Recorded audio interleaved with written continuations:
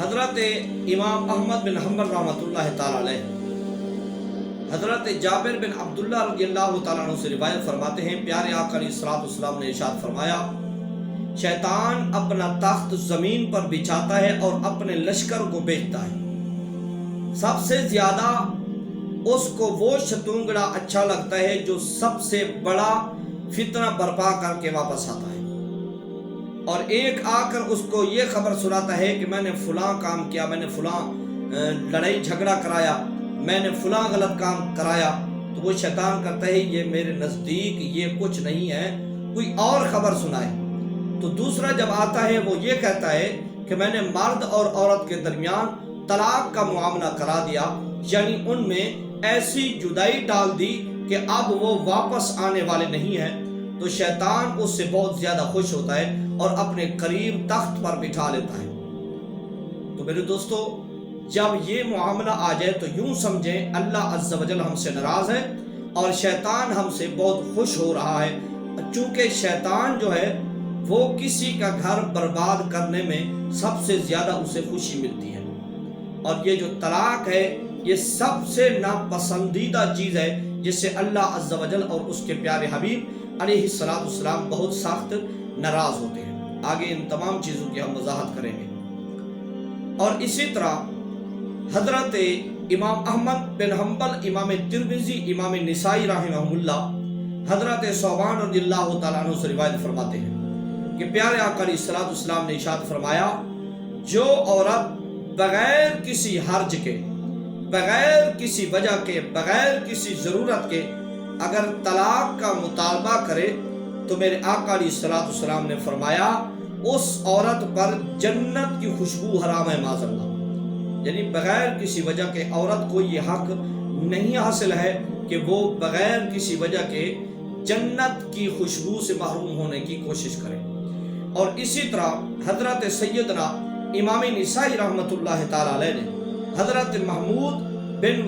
لبید رضی اللہ تعالیٰ عنہ سے روایت فرماتے ہیں کہ پیارے آقا علیہ الصلوۃ والسلام کو خبر یہ پہنچی کہ ایک شخص نے اپنی اہلیہ کو یعنی اپنی بیوی کو 3 طلاقیں ایک ساتھ دے دی۔ تو یہ خبر سن کر حضور جلال میں آئے اور کھڑے ہو گئے، اور میرے آقا علیہ الصلوۃ والسلام نے ارشاد فرمایا، کیا یہ شخص اللہ کی کتاب سے یعنی قرآن مجید سے کھیل کرتا ہے معاذ اللہ؟ حالانکہ میں تمہارے اندر ابھی موجود ہوں، میرے ہوتے ہوئے اس انسان کو یہ اختیار کس طرح حاصل ہو گیا کہ اس نے 3 مرتبہ اکٹھی اپنی بیوی کو طلاقیں دے دی؟ معاذ اللہ، حضور نے ایسی طلاق کو بہت ناپسندیدہ قرار دیا۔ اور اسی طرح ایک شخص نے حضرت عبداللہ بن عباس رضی اللہ تعالیٰ عنہ سے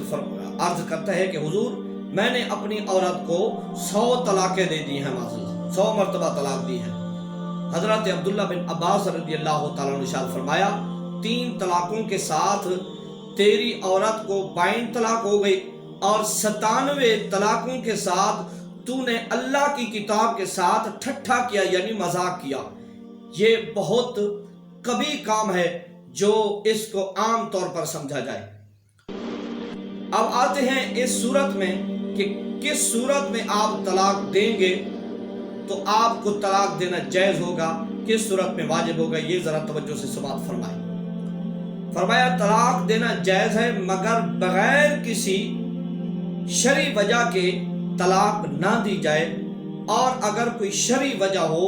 تو طلاق دینا مباح ہے، یعنی کہ بہتر تو نہیں ہے، اگر دے گا تو وہ گنہگار بھی اس صورت میں نہیں ہوگا۔ اور اسی طرح بعض صورتوں میں طلاق دینا مستحب ہے، یعنی اچھا عمل ہے، کہ ان صورتوں میں جب عورت اپنے شوہر کو تکلیف دیتی ہو یا اس کے اہل و عیال کو یعنی اس کے گھر والوں کو، ماں بہن کو اور اس کے بھائیوں کو، اس کے گھر کے افراد کو، رشتہ داروں کو اگر وہ تنگ کرتی ہو، تکلیف پہنچاتی ہو زبان کے ساتھ، زیادہ تر چونکہ عورت کی زبان بہت تیز ہوتی ہے، اور اپنی زبان کے ساتھ اگر وہ کسی کو تکلیف پہنچاتی ہو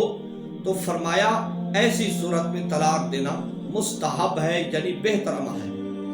اور اسی طرح بعض صورتیں ایسی ہیں جن صورتوں میں طلاق دینا واجب ہے. مثال کے طور پر شوہر اس کا نامرد ہو یا وہ ہجڑا ہو، ان دو صورتوں میں بھی. اور اسی طرح کسی نے ایسا مرد پر جادو کر دیا جو جماع کرنے کی قوت نہیں رکھتا، یعنی طاقت نہیں رکھتا، تو ایسی صورت میں اس کے ازالے کی بھی کوئی صورت نظر نہیں آتی کہ اس کا علاج کیا جائے. علاج کرنے کے باوجود بھی اگر اس کا معاملہ حل نہیں ہو پاتا اور ہم بستری کے قابل نہیں ہو پاتا تو ایسی صورت میں